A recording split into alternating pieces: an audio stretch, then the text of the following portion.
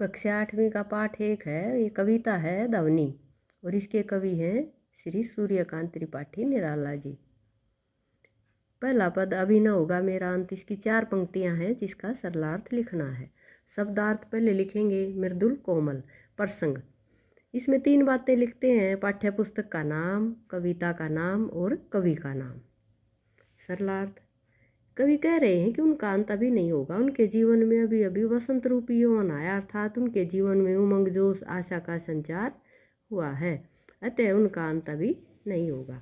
दूसरा पद है हरे हरे ये पात जगह एक प्रत्युष मनोहर तक। इसके कठिन शब्द हैं गात शरीर प्रत्युष प्रातःकाल निद्रित सोई हुई।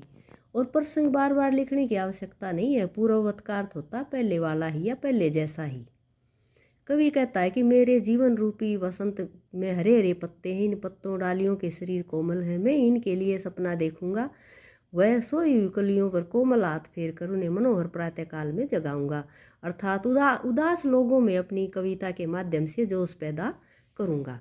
तीसरा पद है पुष्प पुष्प से तंद्रालस लालसा खींच लूंगा मैं, अपने नवजीवन का अमृत शहर सींच दूंगा मैं। यहाँ पर लालसा भी आएगा, यानी नींद में अलसाए रहने की इच्छा, और दूंगा में सहरस यहाँ आएगा।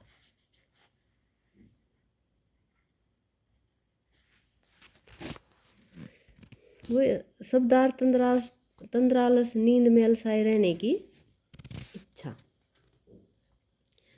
शब्दार्थ लिखने के बाद फिर प्रसंग पूर्ववती आएगा कि कवि कहता है कि मैं हर फूल की नींद में अलसाए रहने की इच्छा को दूर कर दूंगा, इनके आलस्य को दूर करने के लिए मैं अपने नवजीवन का अमृत लगा दूंगा, अर्थात इनकी उदासी को दूर करने के लिए अपना जीवन लगा दूंगा। इस कविता का आखिरी पद है कि द्वार दिखा दूंगा फिर उनको है मेरे वे जहाँ अनंत अभी न होगा मेरा अंत। शब्दार्थ अनंत जिसका अंत न हो, प्रसंग पूर्ववत लिखना पड़ेगा। सरलार्थ, कवि कहता है कि युवाओं में आशा व जोश का संचार करके उन्हें अनंत विकास के द्वार तक ले जाऊंगा, अतः मेरा अंत अभी नहीं होगा। फिर प्रश्न अभ्यास, कवि को ऐसा विश्वास क्यों है कि उसका अंत अभी नहीं होगा। पहला प्रश्न है ये, कवि को विश्वास है उसका अंत अभी नहीं होगा क्योंकि अभी उसके जीवन में कोमल वसंत आया, अर्थात उसके जीवन में नया जोश उमंग पैदा हुई है। अभी उसे युवा पीढ़ी को आलस्य से उबार कर नई दिशा दिखानी है। प्रश्न 2, फूलों को अनंत तक विकसित करने के लिए कौन कौन सा प्रयास करता है। कवि फूलों को अनंत तक विकसित करने के लिए कलियों से फूल बनाना चाहता है। कवि फूलों के आलस्य को दूर भगाना चाहता है, उन्हें जागरूक करने का प्रयास करता है। वह फूलों के लिए अपना पूरा जीवन समर्पित करना चाहता है।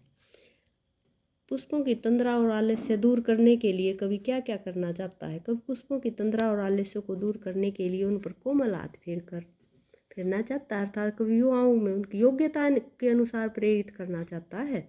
वो उन्हें चुस्त व सफल बनाना चाहता है। वह अपनी उनकी नींद व आलस को दूर करने के लिए उन्हें विकास पथ पर ले जाने के लिए प्रेरित करना चाहता है। फिर कविता से आगे, जैसे वसंत को ऋतुराज क्यों कहा जाता है।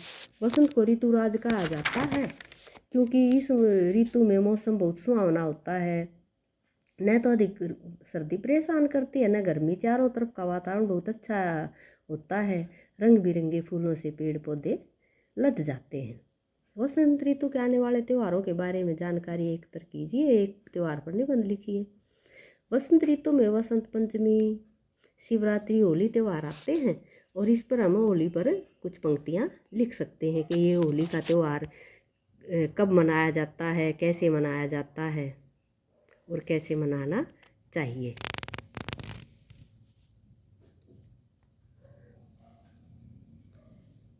तीसरा प्रश्न है, ऋतु परिवर्तन का हमारे जीवन पर गहरा प्रभाव पड़ता है, ये किन किन बातों से आप इसकी पुष्टि कर सकते हैं।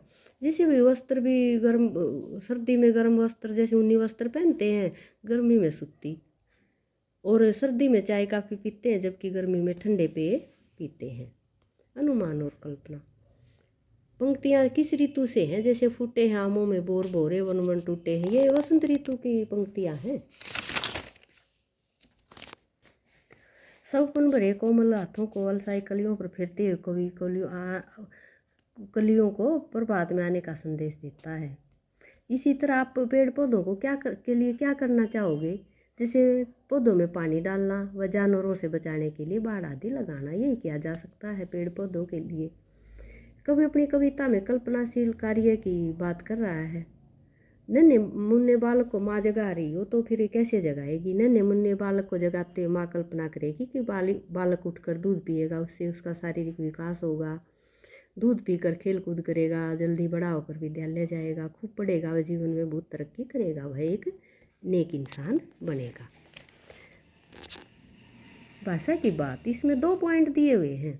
पहले में पुनरावृत्त शब्द और जैसे पुष्पीय पुनरुक्त शब्द हैं, लेकिन किसी कविता की पंक्ति में यदि 3 बेर खाती थी वो 3 बेर खाते ऐसे आ जाए तो ये बेर का लिखने में एक जैसा है, लेकिन इनका अर्थ अलग अलग है। बेर एक फल और बार, 2 अर्थों के कारण इस वाक्य में यमक अलंकार है। फिर कुछ पुनरावृत्त शब्दों का वाक्यों में प्रयोग करना है। और पॉइंट दूसरे में विशेषण और विशेष्य के बारे में बताया गया है कि जिसकी विशेषता प्रकट करता है विशेषण, उस शब्द को विशेष्य कहते हैं। और विशेषण के 4 प्रकार होते हैं। Thank you.